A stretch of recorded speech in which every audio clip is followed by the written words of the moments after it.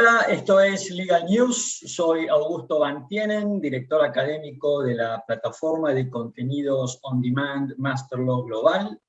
Hoy vamos a hablar de planificación patrimonial o también Estate and Wealth Planning. Y para ello hemos convocado a un experto en planificación internacional, Martín Litvak. El tema es muy relevante. De acuerdo a informes de la Reserva Federal de Estados Unidos, estiman que en los próximos años hay un volumen de transferencia de riqueza aproximada a un volumen de dinero, de evaluación aproximado a los 13 trillones de dólares, lo cual esto nos da una magnitud de la importancia del tema que estamos hablando. Martín Litvak es autor de 3 libros. Uno de ellos, Cómo protegen sus activos los más ricos. El otro libro muy interesante es Paraísos fiscales, infiernos tributarios. Ahí, ¿no es cierto?, lo vemos a Martín con su remera que dice Taxation. Y el tercer libro y último es Planificación patrimonial para celebrities. Hola Martín, ¿cómo estás? Un gusto tenerte entre nosotros. ¿Qué tal? ¿Cómo estás vos? El gusto es mío. Bien, muy bien. La verdad que bueno, te quiero agradecer que nos acompañes. La verdad que este es un tema que a mí en lo personal me interesa y creo que a muchos de los que nos van a escuchar también le va a interesar. Y la primera pregunta que te voy a hacer es, Martín, ¿hay que ser rico para planificar? Es una buena pregunta. La verdad que a veces hay una confusión respecto a estos temas porque o los clientes tienden a preguntarte eso, o la pregunta sería más bien, ¿desde qué monto vale la pena planificar? Es la pregunta típica. Y eso asume que la planificación solo tiene una ventaja fiscal. Es decir, me voy a ahorrar tanta plata de impuestos, entonces puedo pagar tanta plata de estructura. Y la realidad es que hay un montón de otras finalidades que yo diría son mucho más importantes que el tema impositivo. Está el tema de lograr una mayor seguridad jurídica, sobre todo para clientes que están en América Latina, lograr más privacidad, resolver cuestiones sucesorias, proteger el activo de ataques de terceros y por supuesto el tema fiscal también. Con lo cual yo en general trato de evitar un poco esa pregunta porque hay otros factores que son importantes. Por supuesto que uno termina diciendo, bueno, si el único objetivo es fiscal, hagamos las cuentas, dónde vivís, qué impuestos pagás, y por ahí en un país con la voracidad fiscal de Argentina se justifica con un monto más bajo que en un país como Uruguay, que es mucho más light en medida tributaria, y para que se justifique, si solo lo hacemos por impuestos, debería ser un monto considerablemente más alto. Por otro lado, y con esto termino esta respuesta, digamos, hay un tema que es muy importante, que es una persona muy rica puede perder mucha plata y seguir siendo muy rico. En el último libro, que es para Celebrity, yo cuento el ejemplo, por ejemplo, de Scottie Pippen, que se retira con prácticamente un poco más de 100 millones de dólares cuando se termina su carrera profesional como basquetbolista de la NBA. Hizo malas inversiones, lo estafaron, fue un desastre su vida en lo patrimonial, pero hoy tiene 20 millones de dólares. Es decir, no es lo que podría haber tenido, pero tampoco es que está en la calle. Y por una persona que tiene 1, 2 o 3 millones, hace muchos menos errores que Scottie y termina en una quiebra.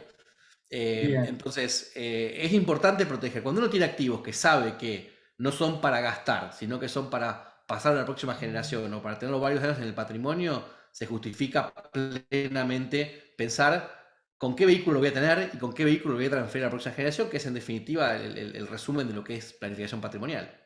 Ahora, vos acabas de responder en alguna medida una pregunta que te iba a hacer, que te la iba a hacer igual, ¿no? Que es en función de las consultas que vos recibís, y si hiciéramos imaginariamente una torta, hoy el porcentaje de consultas, ¿no?, tienen que ver más con pagar menos impuestos o tienen que ver más con no quiero planificar para seguridad jurídica, por planificación sucesoria, digamos, si tuvieras que hacer una división, hoy, ¿cómo viene la consulta?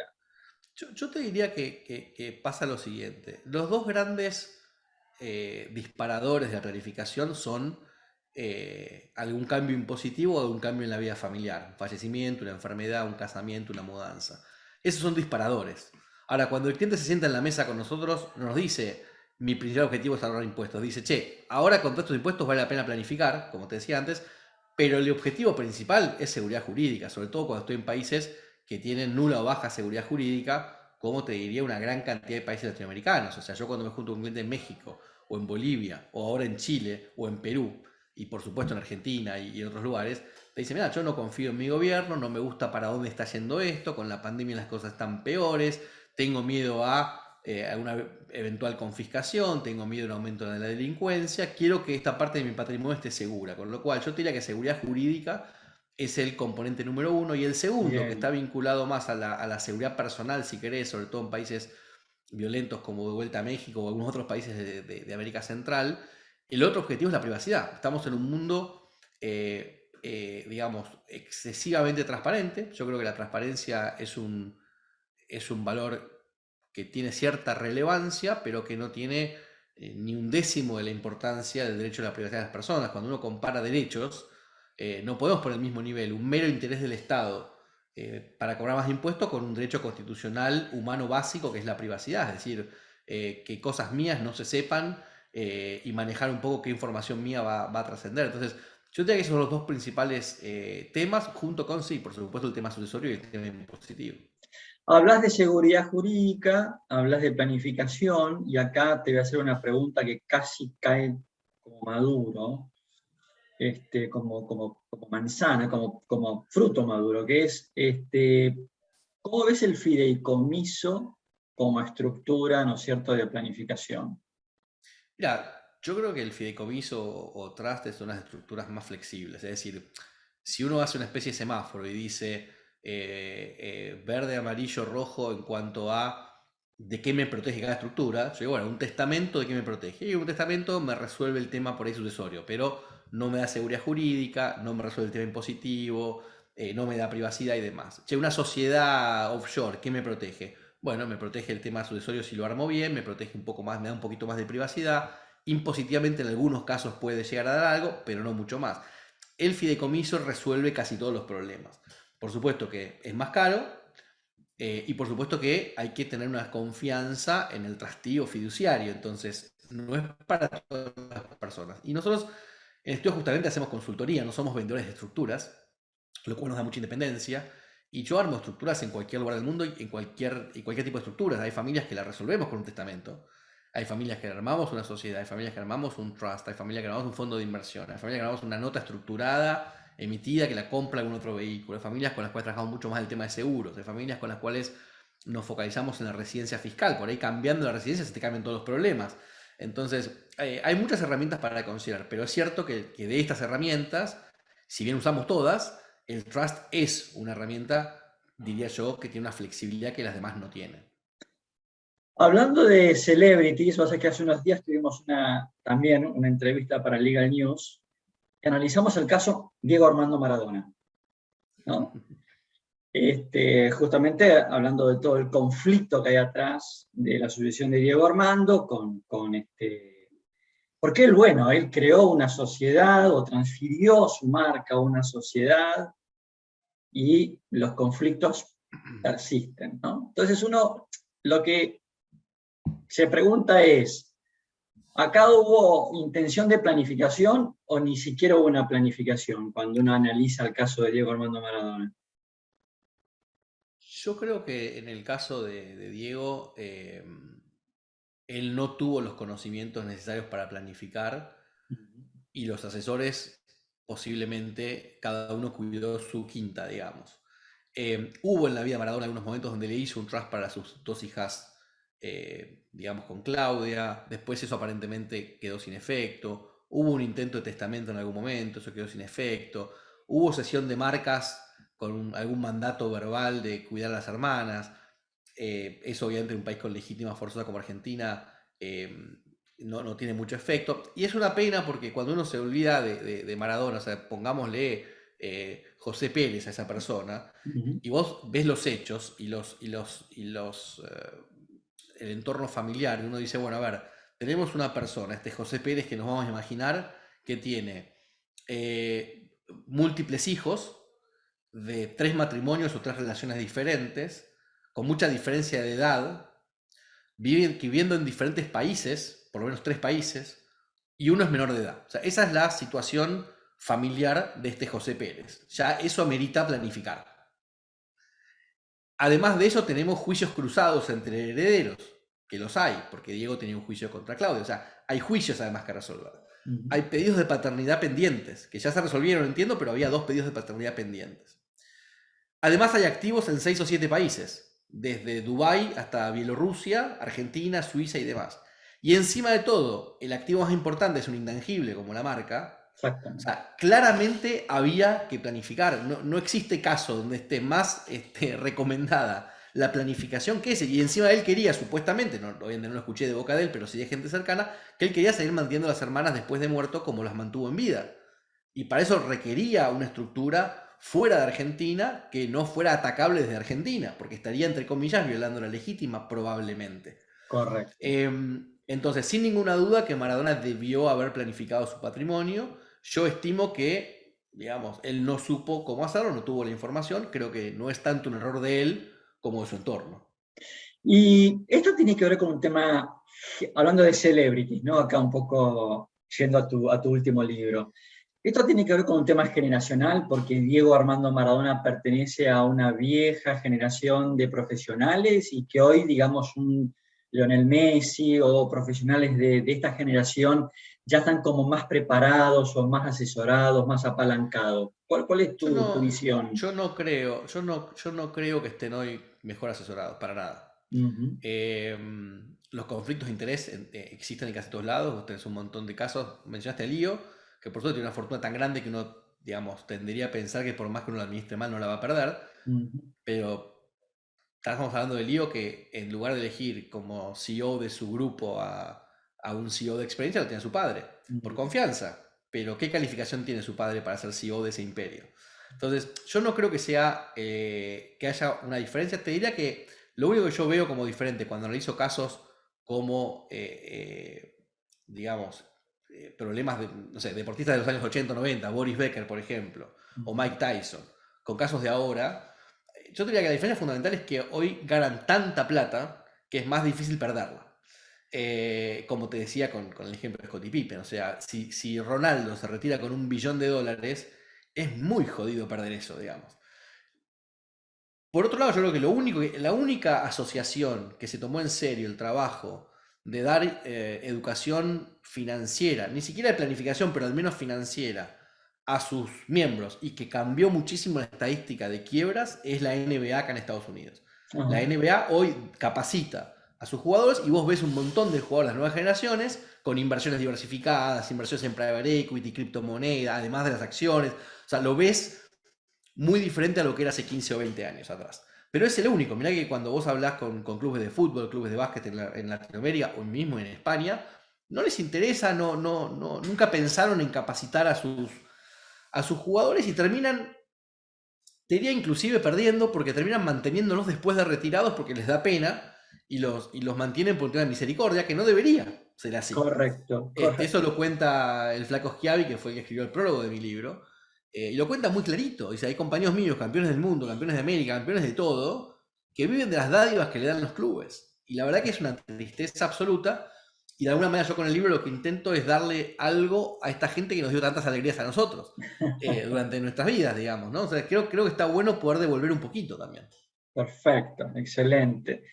Y hablando un poquito volviendo un poquito a Argentina, ¿no? Impuesto a la sucesión, que aparentemente ahora es como que está volviendo al ruedo el tema este de un impuesto a la herencia ya, no voy a decir federal, pero donde varias provincias estarían como volcándose a grabar, ¿no es cierto?, la transmisión gratuita de bienes, sumado, ¿no es cierto?, a bienes personales, sumado, ¿no es cierto?, a la cantidad de impuestos que en Argentina tenemos que graban el patrimonio.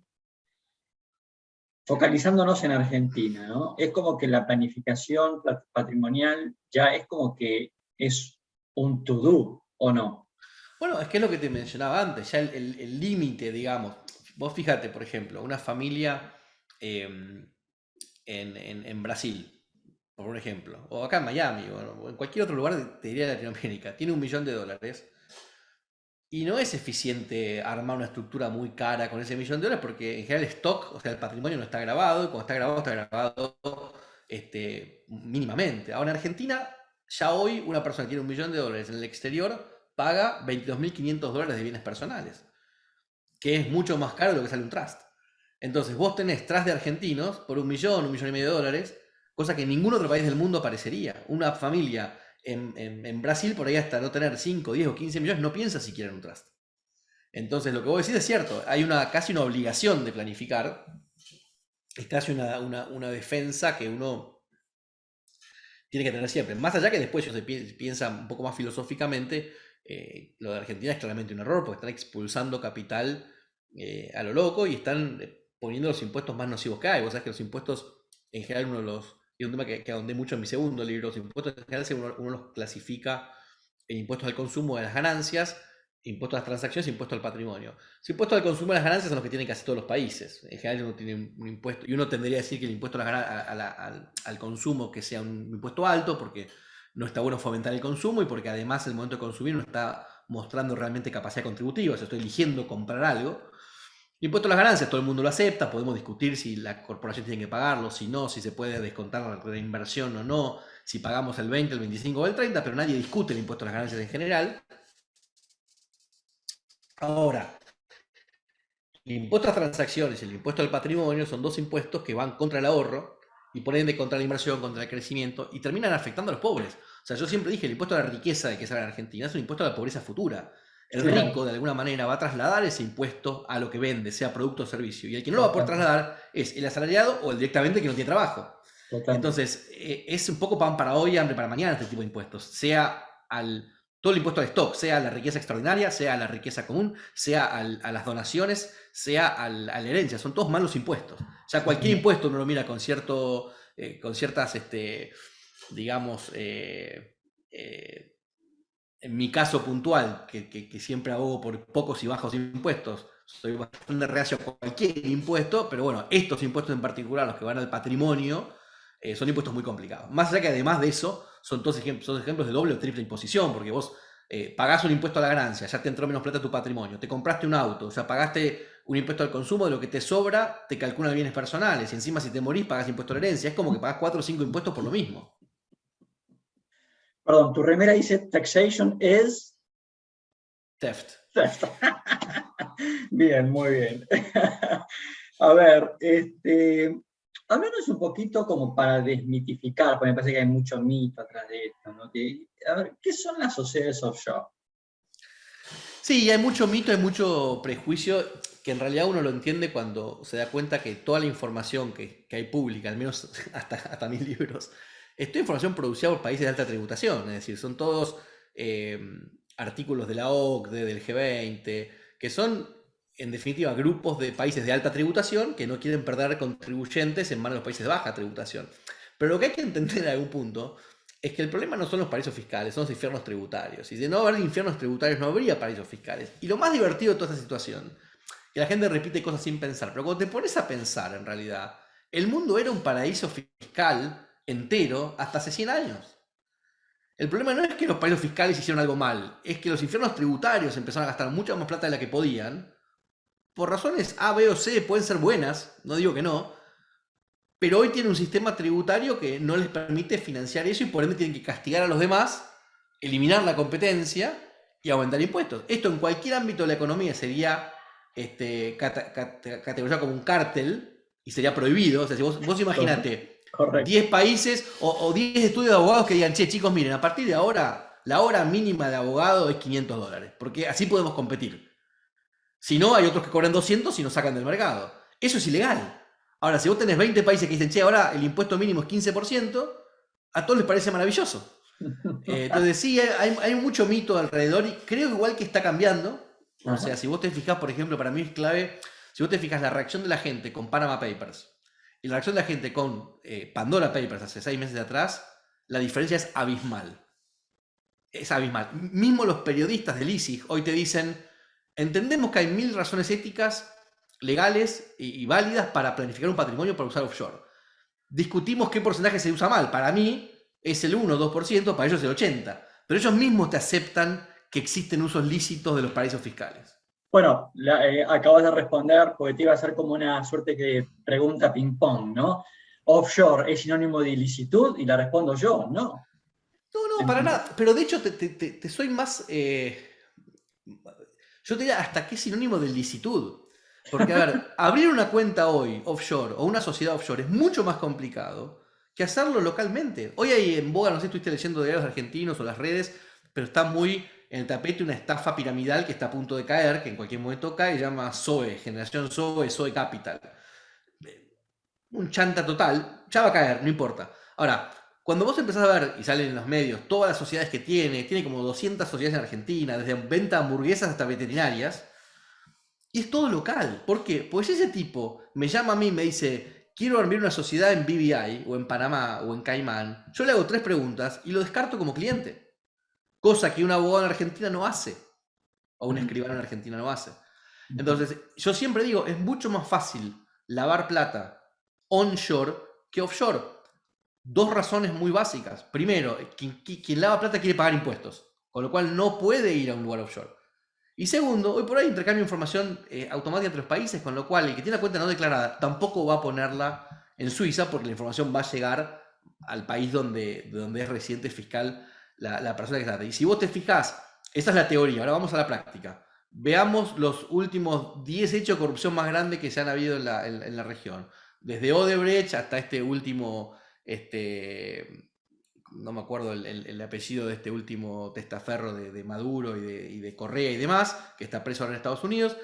Ellos te lo dicen en cada declaración. La corrupción se maneja en cash, en vuelos privados, en aviones privados, gubernamentales en muchos casos para que no los revisen, y en valijas con en general euros porque tienen billete de denominación más alta. Y eso fue lo que pasó con los bolsos de López en Argentina, y eso es lo que pasa con todo, con la valija de Antonini Wilson hace 20 años, que en ese momento nos llamó la atención, ahora atando cabos y yendo para atrás. Bueno, vos te das cuenta que la corrupción se maneja en cash, no se maneja con sociedades offshore. Iba a decir algo, pero no voy a decir nada. Está perfecto lo que decís. Escuchame una cosa. Iba a decir algo que los puede comprometer a los dos, por eso no lo voy a hacer. Bueno, ahora me asustaste. No. Sí, no. Escúchame, un poco para ir cerrando esta tan interesante charla. Si vos comparás mercado norteamericano o mercado europeo versus Latinoamérica, el empresario latinoamericano es como que está cada vez acercándose más a esta idea de planificar, porque convengamos que en Estados Unidos, aunque más no sea por incentivos fiscales, acá un will o un trust lo hace desde el carpintero hasta ¿no es cierto?, Bill Gates. Es un tema cultural, digamos, ¿no? Entonces, un poco la pregunta apunta a esto, ¿no? Es decir, en los países latinoamericanos o codificados o con sistemas de legítima, es como que desde el punto de vista sucesorio dejamos como que la cosa fluya y el patrimonio se transmita de generación en generación. En los países del Commonwealth es como que, ¿no es cierto?, se suele blindar o planificar. ¿Cómo estás viendo a los latinoamericanos? Hay varias cosas en lo que decís que son, digamos, 100% correctas. Por un lado, hay un tema cultural, es cierto. Hay un tema de prácticas, usos y costumbres. O sea, uno cuando compra un departamento en Londres o en Estados Unidos, el mismo abogado dice, che, ¿y esto qué? ¿Hacemos un testamento? ¿Cómo lo tenés pensado? O sea, es una charla habitual, digamos. En Latinoamérica tenemos 2 problemas, que es la gente no le gusta hablar de plata y no le gusta planificar. Somos todos cortoplacistas. Entonces son 2 cosas que atentan contra la planificación. Además está la creencia de alguna manera extendida de que como hay legítima no se puede hacer mucho.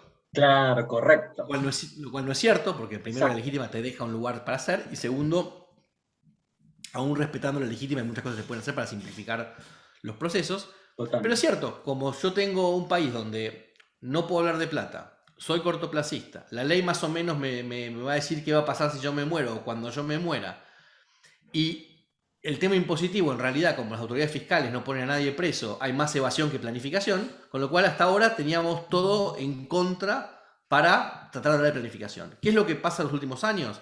Primero, con todo el intercambio de información, la evasión fiscal baja, con lo cual hoy hay que planificar, no hay que ocultar, punto 1. Y punto 2, se empieza a flexibilizar el tema de legítima en muchos países. Algunos no lo tienen. México, por ejemplo, no lo tiene. En Argentina se amplió la porción de libre disponibilidad. Y adicionalmente estos temas empiezan a ser más conocidos. Entonces, hay un crecimiento de la planificación, pero empezamos en cero. Es decir, empezamos en solo el 2-3% de la población planificaba. Llevar eso a el 50% es un trabajo de décadas. Pero yo creo que estamos generando, muchos de los que trabajamos en esto, un interés grande de la gente de protegerse, y sobre todo cuando el mundo nos está mostrando que hay una gran inseguridad jurídica, mejor dicho, política, hay una inestabilidad política que genera inseguridad jurídica. Vos tenés hoy de vuelta en América Latina gobiernos mayoritariamente de izquierda, dos países grandes y estratégicos como Colombia y Brasil que pueden llegar a caer en manos de la izquierda pronto, eventualmente, ojalá que no, pero muy probablemente sí. Y encima, hoy los estados, después de la pandemia, quedaron mucho más grandes y más superpoderosos que hace 10 años. Fíjate lo que pasa en Canadá, en Australia, en Nueva Zelanda, países que uno en general veía como, digamos, baluartes o estandartes de la libertad, y hoy te das cuenta que más o menos, o casi diría no. Entonces, hoy el individuo necesita defenderse mucho más de los estados, y la planificación patrimonial es una defensa de algunas cuestiones, entre ellas el derecho de propiedad, que es uno de los derechos básicos del ser humano.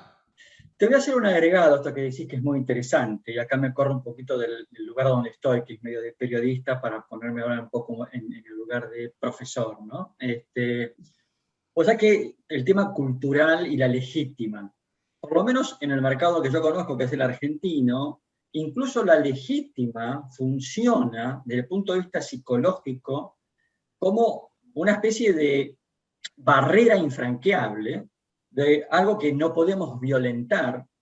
Y lo que yo siempre le digo a los empresarios es, no, la legítima, si uno la vulnera, no es que, digamos, se cae la donación. Lo que hay es una acción de colación, por lo cual lo que hay que hacer es pagarle al heredero el valor de su legítima, pero no es que vuelve todo para atrás, ni es nula la donación. Y esto que te estoy contando, que digamos parece el ABC del régimen sucesorio, el común de la gente entiende como que no podemos, cuando yo pregunto, ¿no? ¿Podemos donarle todo el patrimonio a uno de mis hijos? La respuesta es no. Y yo digo, sí. ¿Entendés? Sí se puede. Bueno, yo siempre lo comparo con cuando uno va al código penal, ¿no? Y uno dice, ¿está prohibido matar? No, no está prohibido. Hay una consecuencia. Quien mate a otro está condenado a pasar de 8 a 25 años de prisión. Pero no hay ningún código, no hay ningún artículo del Código Penal que diga está prohibido matar. O sea, lo que está prohibido es pasar un semáforo en rojo, pero no matar a una persona. En definitiva. Buen detalle, buen detalle. Bueno, Martín, la verdad que te agradezco mucho el tiempo que nos has dedicado, ha sido muy interesante, espero que sea, bueno, el primero de varios encuentros. Espero te hayas sentido cómodo y nos vemos pronto. Sí, un placer. La verdad que es súper cómodo. Gracias por el tiempo, por las preguntas. Creo que ayudan a comprender un poco estos fenómenos. Y a las órdenes para lo que precises cuando precises. Ningún problema. Nos vemos pronto, gracias.